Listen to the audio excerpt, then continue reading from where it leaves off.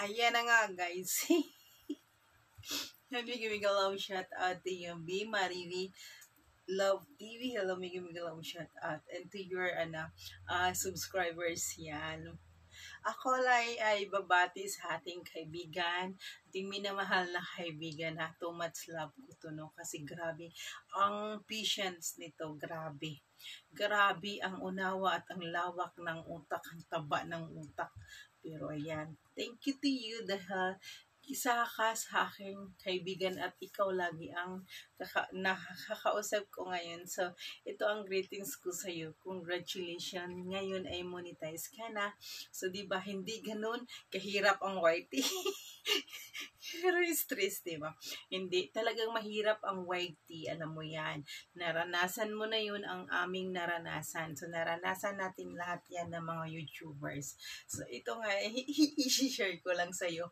Hindi pa lang yan. So, ang YT kasi, di ba, merong mukbang sa saging, may mukbang sa WH, and then may mukbang din yan sa AdSense. So, yan, hindi naman yan binibigay ni Lolo para ganun-ganun lang.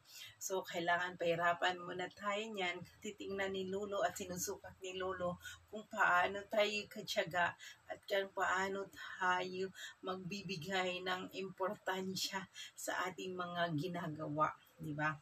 So, kailangan kasi pagbigyan or intindihan ang mga bagay-bagay kung bakit nagkakaganon. So, hindi talaga nun kadali. Hindi lang banana, hindi lang WH.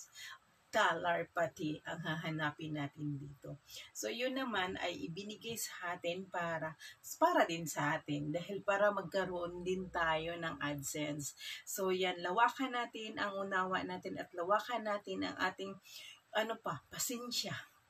Pasensya dahil dito hindi talaga ganun kadali ang mag-YT, di ba?